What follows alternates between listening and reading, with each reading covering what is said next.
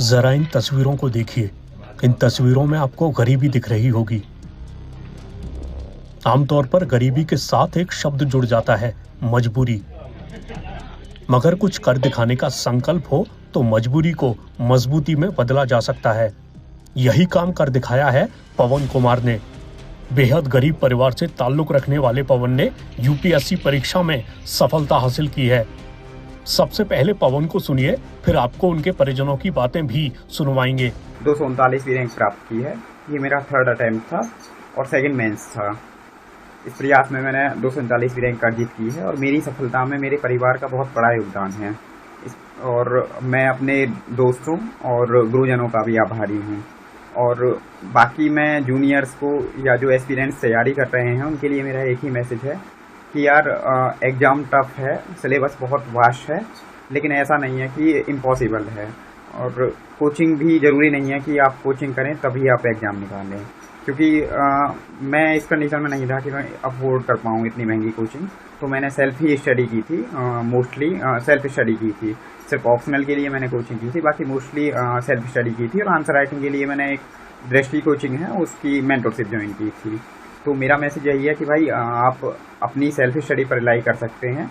इसके अलावा इंटरनेट का, जैसे इंटरनेट इतना पॉपुलर है ही, तो इंटरनेट पर काफ़ी सोर्सेज हैं, आप वहाँ से हेल्प ले सकते हैं। और अपनी मेहनत में ईमानदारी रखें, अपनी प्रोसेस में ऑनेस्टी रखें, परसिवरेंस रखें।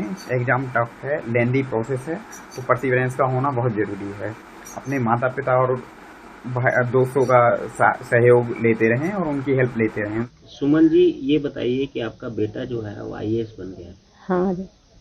और क्या महसूस आप कर रही हैं? बस ये कि महसूस क्या कर रहे हैं, अच्छी बात है कि जो आज यहाँ तक आए गए हम। आपके घर की कंडीशन कैसी है? मैं देख रहा हूँ कि इधर आपका छप्पड़ पड़ा हुआ है। हाँ, छप्पड़ पड़ा हुआ हो, बारिश हो तो हम बड़े परेशान हैं। अभी आप चूल्हा चला रही थी माता जी। हाँ। तो क्या वजह है कि आप चूल्हा चला रही हैं? घर में गैस नहीं है? गैस नहीं है, भरी हुई नहीं है, पैसा की परेशानी। पैसे की वजह से गैस भी? हाँ। तो इतनी तंगी के हालात में आपके बेटे ने पढ़ाई की, कुछ बात बताइए, किस तरीके से पढ़ते थे? वैसे ऐसे ही पढ़ते थे, हम भी ऐसी मेहनत मजदूरी करे हैं। और क्या किसान है, आदमी है, हम क्या कर सकें, बस इतनी हमने मेहनत मजदूरी करके हम यहाँ तक लाए। जब बारिश के मौसम में भी आप इसी छप्पड़ के नीचे? हाँ, इसी छप्पड़ के नीचे खाना बनावे हैं। पवन भी यही पढ़ाई करता था? हाँ। क्या दिनचर्या थी पवन की, कुछ बताइए। क्या दिनचर्या थी, कैसे पढ़ते थे? बस ऐसे ही पढ़ते थे, क्या नाम है, अपने शांति माहौल में और अपनो शांति रखे घर में, वो पढ़ता रहता था। आपके यहाँ इन्वर्टर भी नहीं है? ना, कुछ नहीं है। तो फिर कैसे पढ़ाई करते थे? मोबाइल से ऐसे ही पढ़ाई करते हैं। मुकेश जी, ये बताइए कि आपके बेटे ने जो है यूपीएससी जो एग्जाम है वो क्लियर किया है जी। बड़ी बात यह है कि 239वीं रैंक आई। क्या कहना आप चाहते हैं बेटा आपका आईएएस बन गया? उसकी मेहनत पढ़ाई लिखाई की और हमारे उसका सहयोग, परिश्रम करके उसको पैसा दिला देने के और अपनी स्थिति के आधार के मुताबिक बड़ी मेहनत करने के बावजूद उसको हमने यहाँ तक पहुँचे लेके। उसकी मेहनत जैसे भी रिजल्ट आया वो सब आपके सामने आया। आप मजदूरी करते हैं, घर आपका है कि आपके यहाँ छप्पर है? किस किस तरीके से उन्होंने पढ़ाई की, कुछ बताइए। बड़ी मेहनत मजदूरी करके, ना किसान ना मजदूर, जो 2-4 बीघा वालों, ना किसान है ना मजदूर है। जैसे जैसे समय पड़ता रहे वैसे कहीं मेहनत करनी, कभी खेती में लगना, उसको हम पढ़ाई के लिए खर्चा पानी देते रहे। काफ़ी प्रयास के साथ साथ उसको हम पैसा दे के इकट्ठा करके उसको जो करते रहे खर्चा पानी, और बच्चों को, लड़कियों को पढ़ाया। मजदूरी करके आपने बच्चे को पढ़ाया? जी सर, मैं देख रहा हूँ कि आपका घर भी नहीं है ठीक से। हाँ, घर पे गौर नहीं करी हमने बच्चों को पढ़ाने की वजह से। कैसे पढ़ाई की उन्होंने? इस जब बारिश हुई तो पूरी रात लेकर जाई, हम एक जगह बैठ जाए सगरे परिवार के शुगर के, मैंने कि बेटा देखियो हमारी क्या स्थिति है। बोले पापा नहीं मुझे पढ़ना है। ये सब बात की बात है, जो होगा स्थिति।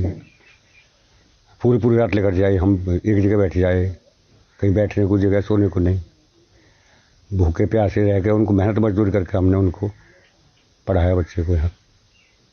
खुश हैं आज आप? हाँ बिल्कुल, परमात्मा ने बच्चे की और हमारी मेहनत और बस्ती की सबकी दुआ। गोल्डी, ये बताइए, आपके जो भाई हैं वो IAS बन गए हैं, जी सर।